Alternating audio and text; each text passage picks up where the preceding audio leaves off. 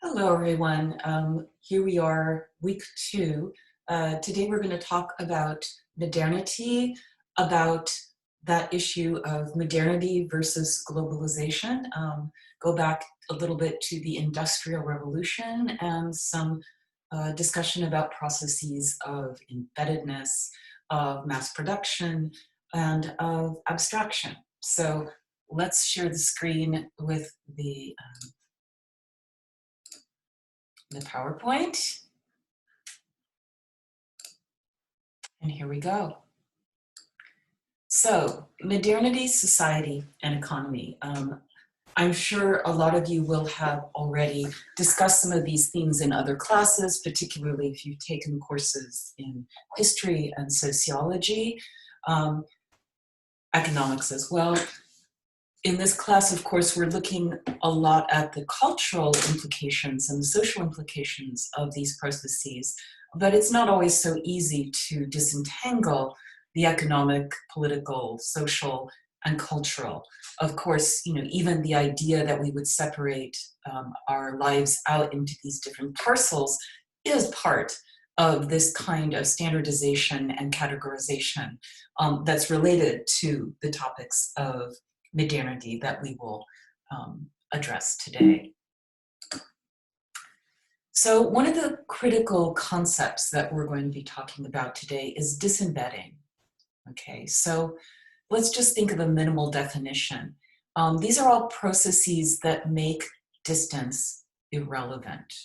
Okay, so when we think of something embedded, you may have heard of, for instance, embedded journalists during, the war in Iraq or other wars, or in other situations. An embedded journalist is somebody who is with the people who are actually involved in the action. That's just one instance of thinking about what embeddedness means. Something that's embedded is something that is intricately involved with, integrated into something. To disembed is a little bit like uprooting, pulling it out of its context. Okay, so for instance, when I record this video and then I later put it online for you, I'm disembedding it from that context. If we were in a lecture together, face-to-face, in that case, we would be able to, the distance would not be irrelevant, the time would not be irrelevant. Okay, so disembedding is taking something out of context, if you like.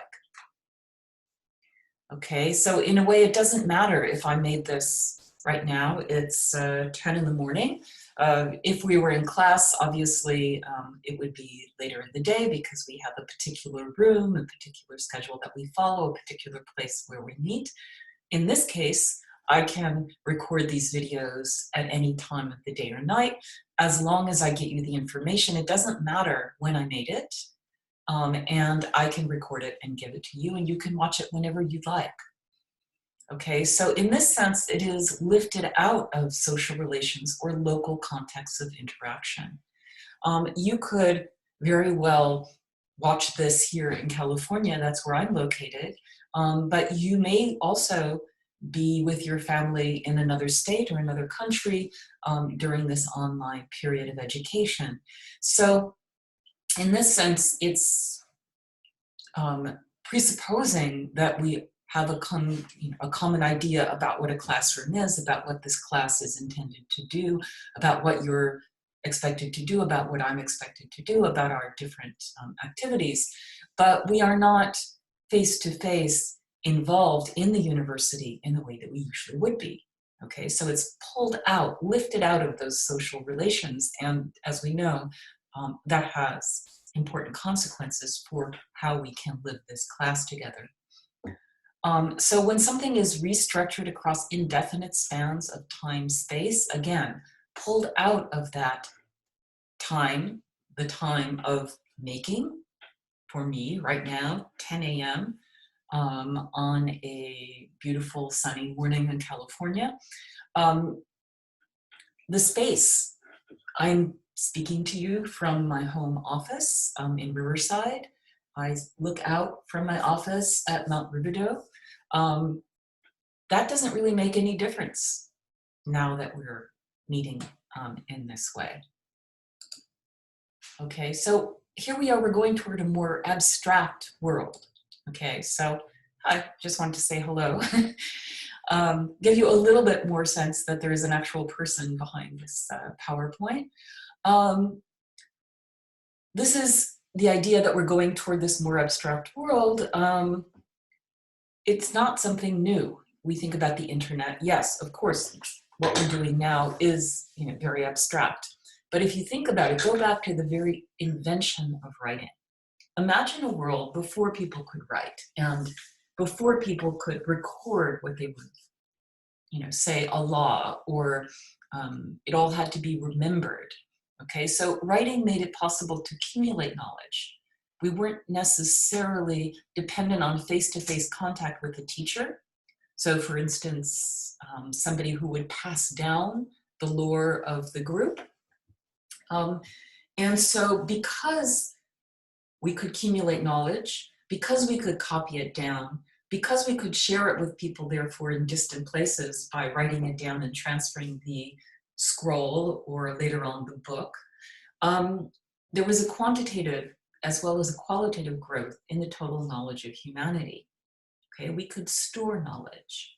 Okay, we could remember not only by handing down incredible oral poetry or lore of our group, but we could add to the total knowledge of humanity and create text with unlimited geographical reach, right? So when I write, I could have a messenger go and take it somewhere else.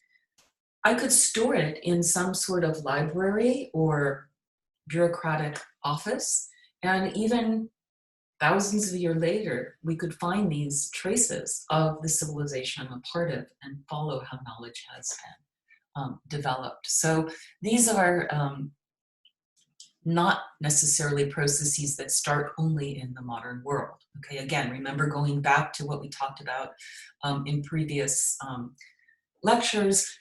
This is not something that just starts at one date and then we know exactly when modernity started. We know exactly when things became more abstract and there was a sort of tipping point into globalization. These are things that are processes over long periods of time in many cases. Obviously, in non-literate societies, it's not that they didn't store knowledge. So there's oral religion, many versions of myth would be very much a part of those societies. There would often be a judicial system based on custom and tradition. So it's not like people didn't remember what the system was, and there were many amazing ways that people could remember all of this.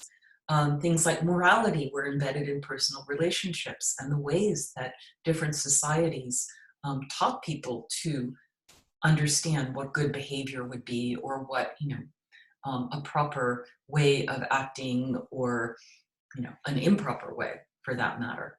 So knowledge was transmitted by members of society. Yes, there were specific people who passed on this knowledge. Oftentimes there were, say like a griot in West Africa today passes on stories. It's a particular group of people within the society who are taxed with remembering all of these things for the society as a whole, and they pass it down from one generation to another. But still, death results in a net loss of knowledge. We all accumulate a lot of knowledge in our lives. When we die, a lot of that specific knowledge will be lost. So as soon as we start writing, once you have literate societies, you can accumulate knowledge over time. Okay, so again, with a non-literate society, kinship is very important. A lot of times you'll have politically decentralized, it could be egalitarian, or you could have chiefdoms with inherited offices. There can be castes. I mean, there are many, many different kinds of cultures and social arrangements. But nonetheless, without literacy, you're based on these kinds of personal relationships, memory, oftentimes local religion, and orally transmitted myths, in a sense, something very concrete. okay? It's very difficult for a non-literate society to spread, to expand its influence. And so literacy often codifies things in a way that can spread a culture or encourage the creation of states and proto-states, empires, etc. So you have, for instance, a written religious text. Okay, at this point, you then have discussions about what is the correct version of a myth or a narrative. You have the beginning of writing down laws, so legislative systems based on written laws. How is morality legislated? What are the relationships between people, parents, children, different groups within society, different castes or different social classes, different kinds of professions? All of these things will be legislated in a written law system. So oftentimes, once you get this kind of writing society, a literate society, you tend to develop a more complex kind of organization. You move towards something that might resemble what we think of as the state today, or an empire, or something that is abstract in terms of its idea of community. It's not just because I know you, it's because I know we all share this common set of, for instance, religious texts, legislative systems, beliefs in who should be king, about how our society should be working. And these beliefs are not simply transmitted from generation to generation, face to face, in terms of concrete living together, but instead by these codes, okay, which are now written down. So this is very important. So we have these abstract societies based on formal legislation and written history. Okay, so you have a professional administration that will follow a certain set of rules. Okay, this is very important, obviously, to building a large society, a large political group. This allows for much larger societies in terms of geographical size and population. At this point, we can start having a history that's recorded in archives and other written sources. So it's not only what people say to me here, it's what has been recorded by people all over the state, all over the empire, and over time. Now, so we have this kind of abstraction that takes place in writing, where what I say becomes a word which becomes disembedded from what has been going on at this, say, discussion right now. And we also have another kind of abstraction that's taking place sort of simultaneously with this abstraction of the word from speech. So abstract time, we start to think about time cut into quantifiable segments disembedded from human activities or events. Okay, so a little bit like the map disembeds me from my immediate surroundings and locates me in, as we saw, the maps become increasingly accurate in placing us on this abstracted representation of the world. Clocks do the same with time. Okay, so time becomes cut into quantifiable segments. Clocks externalize time into something objective and measurable. And so this time we allow ourselves to develop a measured time framework for experiencing in time. And very important, it synchronizes us with other people. So if I just say, I'll meet you in the morning, well, it's a lot more easy to synchronize my actions with yours if I say, I'll meet you at 9:30 over at the local coffee shop. So when we meet online, we're synchronized. We know that at 2 o'clock, everyone's going to come to the Zoom room. Synchronization makes all kinds of new networks possible for humans to interact with one another in a more organized way. Okay, another relation to this, we can think about temperature.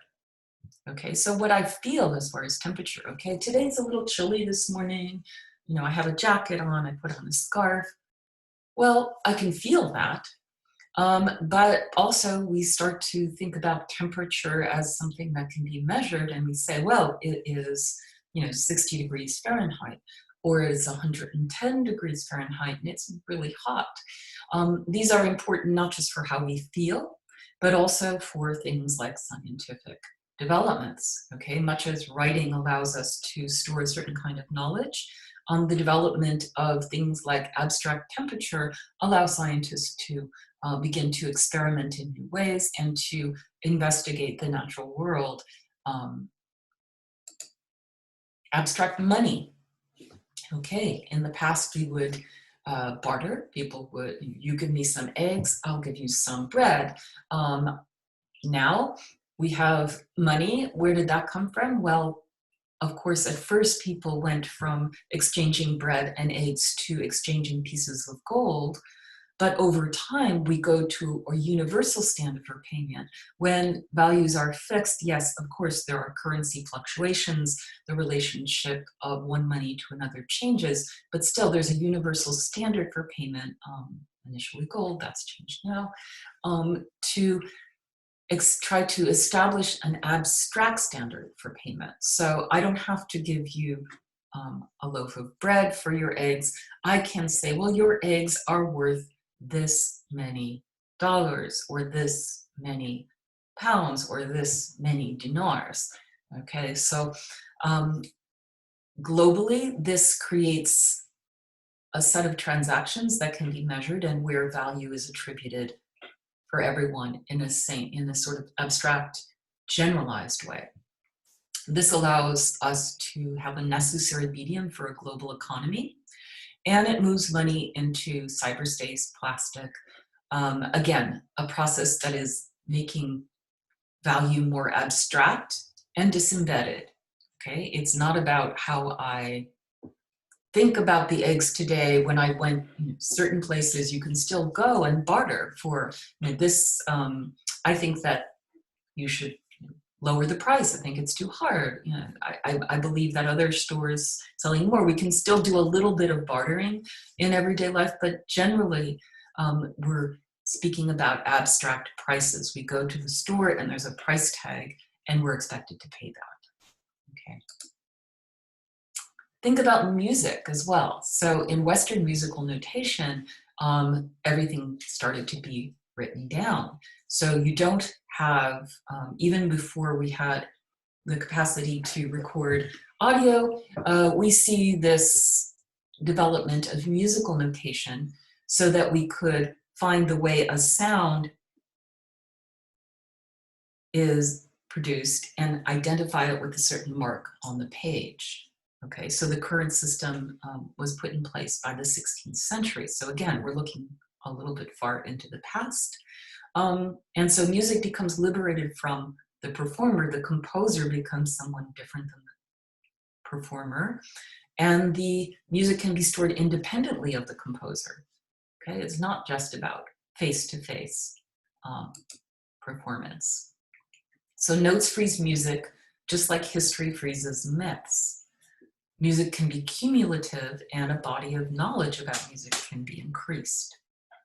This is related also to, again, standardization of the tone. So now there's a shared abstract standard across musics created in 1939, where you can locate any tone on a range of tones and everyone will agree about what that is. So we see this process of abstraction, which is very similar to what we think about with money, okay?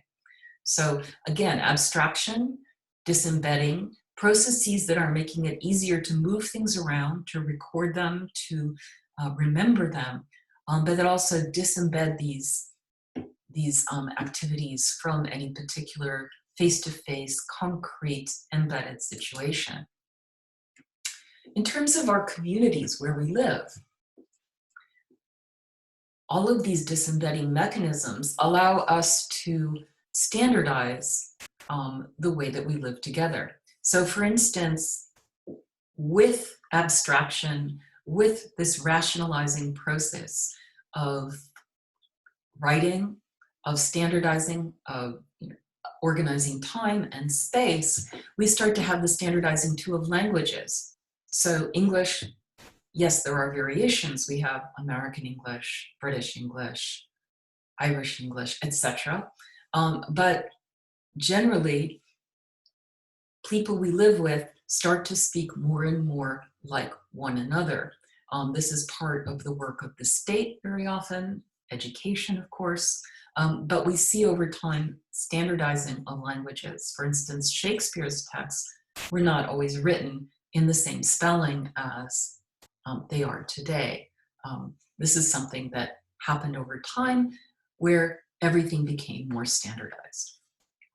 Abstract communities form around ideas of solidarity and empathy with people who we don't know.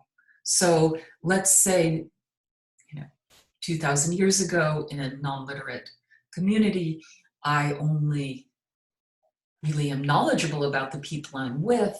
The people from other groups may come to trade with us, but I don't really have that much information about them. I don't spend time with them.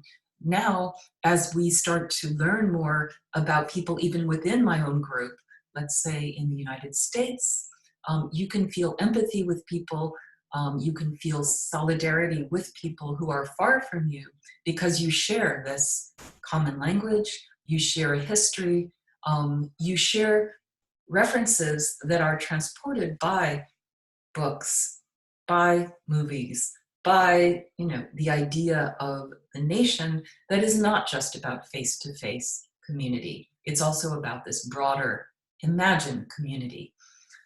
This imagined community that you may never meet all those people, but you feel you have something in common with them. Okay, so it's this that makes the nation state and nationalism possible.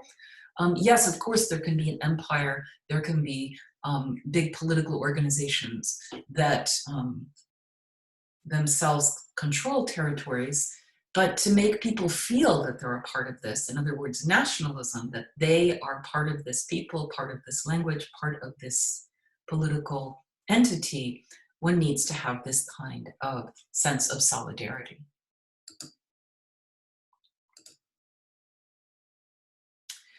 Again, we get back to, we talked previously about the idea of the nation state as being the sovereign power in a certain territory.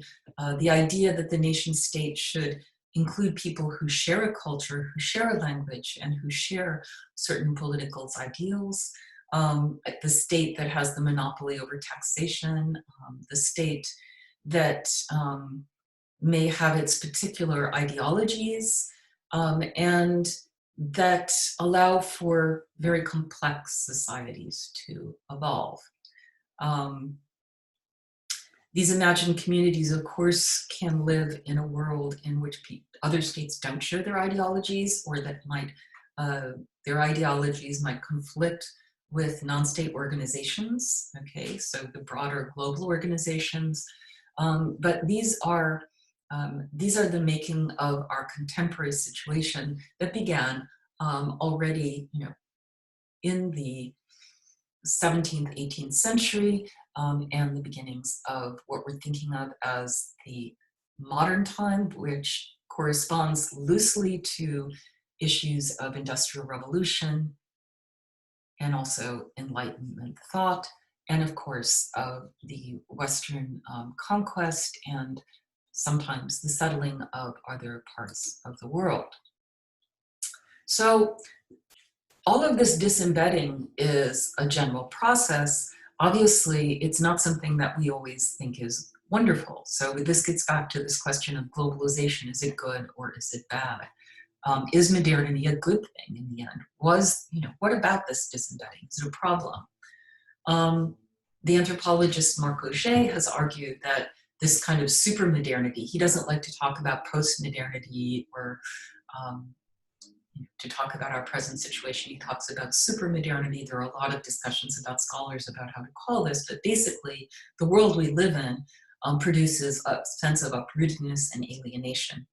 So some people are very worried about if we continue on this process of disembedding, of becoming further and further distanced from face-to-face community, aren't people going to be alienated. What happens when this sense of the local and peculiar and particular is lost? What happens when instantation communications, like the ones that we are using right now, create a world where people are increasingly informed and entertained online and detached from social life, from face-to-face society? Obviously, we're in a sort of experiment right now about what this does to us. And then, of course, there are some people who say that this is the end of civil society. The philosopher Paul Virilio believed this. The idea of the death of civil society is that, well, we're so much online, we're so involved with people all over the world that we really don't interact enough with people in our own society, and we lose that sense of civility that we get from daily commerce and from feeling a part of a smaller group that matters to us.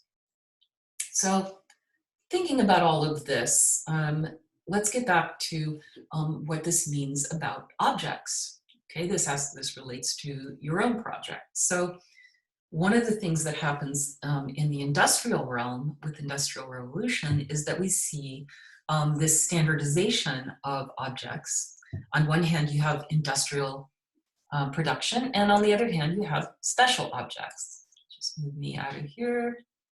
So you have the worker who's producing an object and is paid for each object produced in piecework. Okay, so prior to the industrial system, say you were going to produce clothing, you would distribute cloth to people, they called it like cottage industries. They would work at home and be paid piece by piece for what they made. Of course, there are still industries that function this way, but in general, since the Industrial Revolution, the worker would not work at home, but then would go to the factory. And each worker would produce a portion of the whole and be paid by the clock.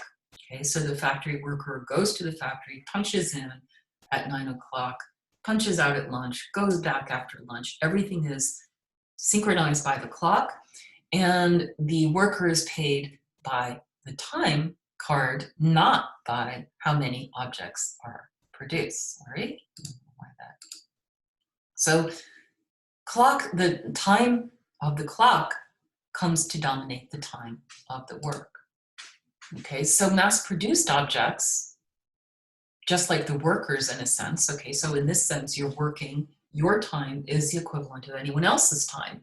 Okay, it's not, whereas if you're doing something at home, piecework, if you can produce more in a shorter time, you'll get more money.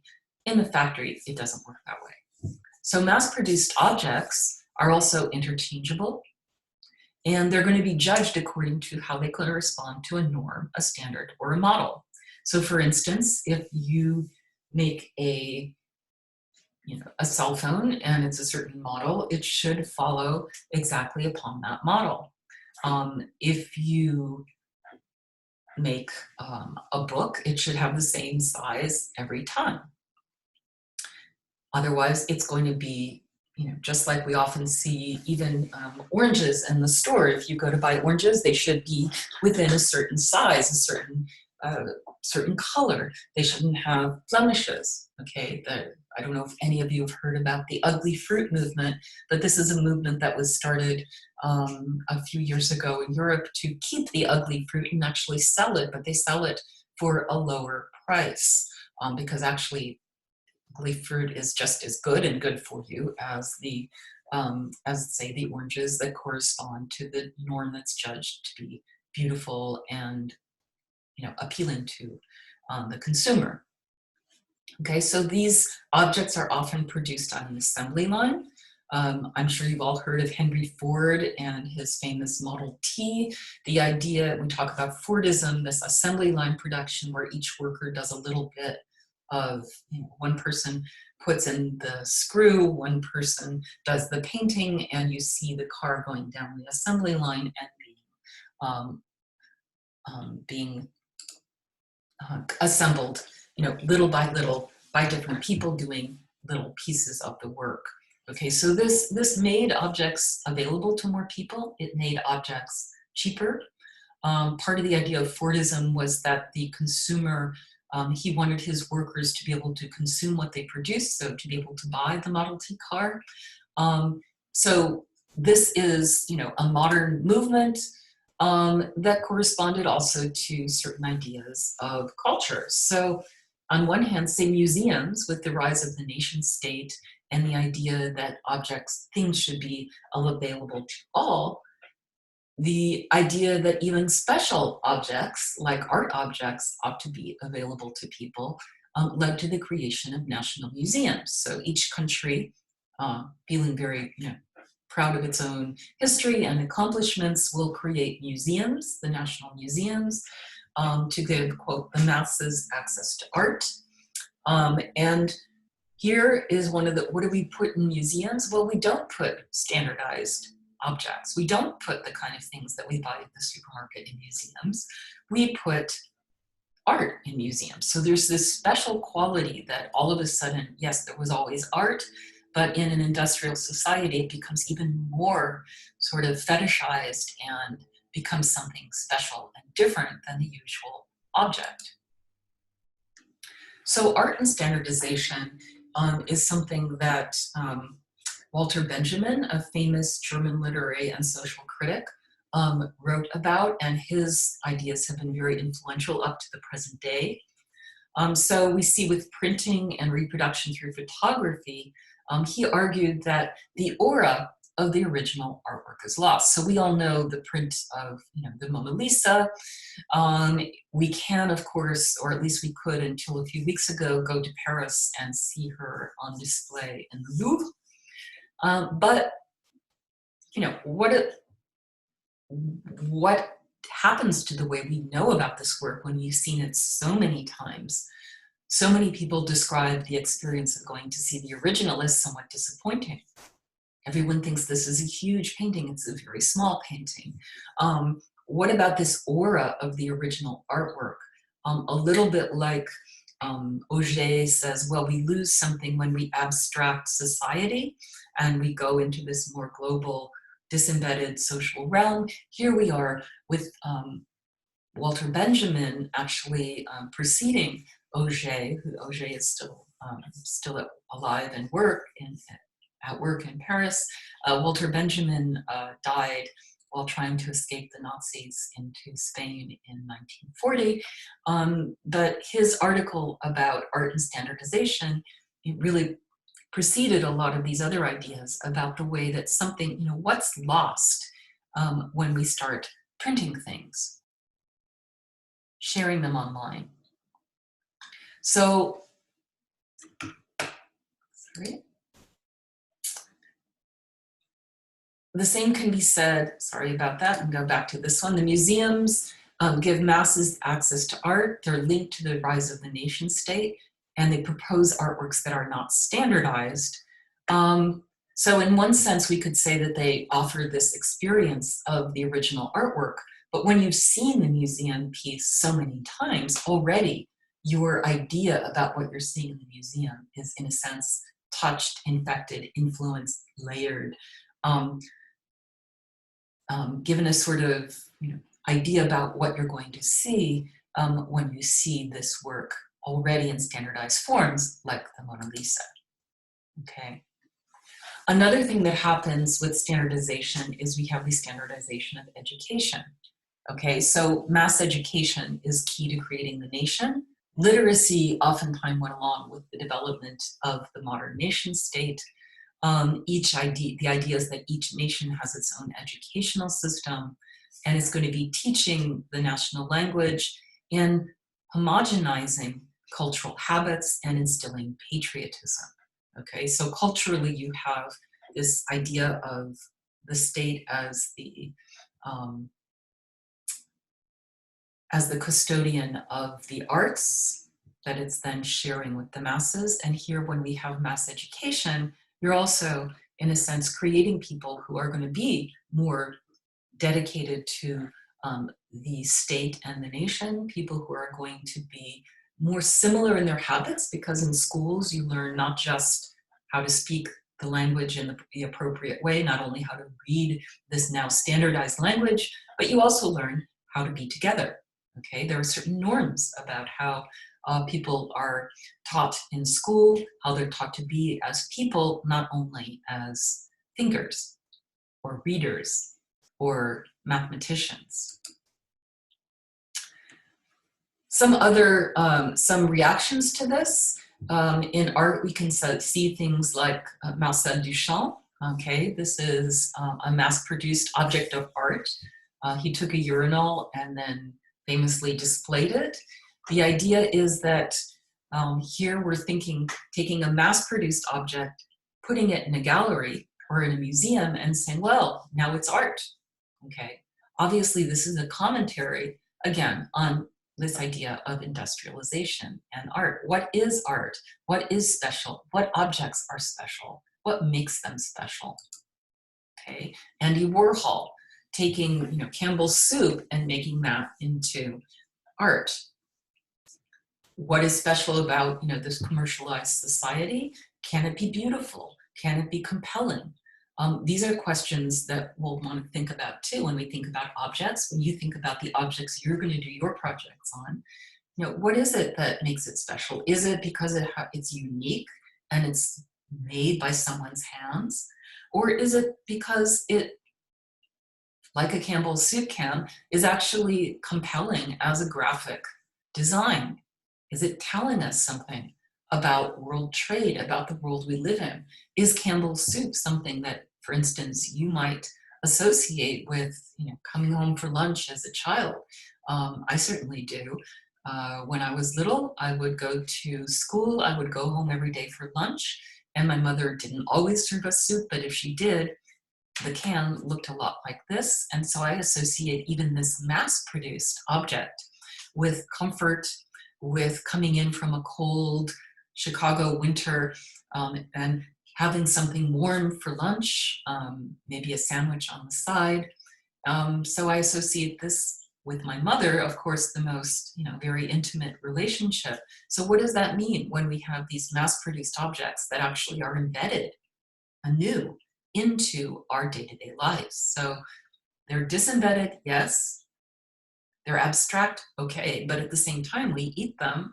They're a part of our daily lives. They become a part of our personal environment, and they become a part of our national culture. Okay, so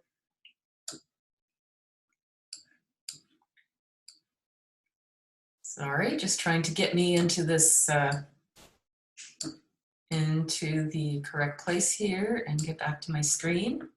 So anyway, as you work on setting up your projects about objects, keep all of these concepts in mind. This is the end of the lectures for week 2, and I hope you'll enjoy all of the readings and viewings, and I'll see you in class and see you also in the classroom, yes, in the classroom and in office hours. If you would like to meet with me, send me an email. Okay, bye-bye.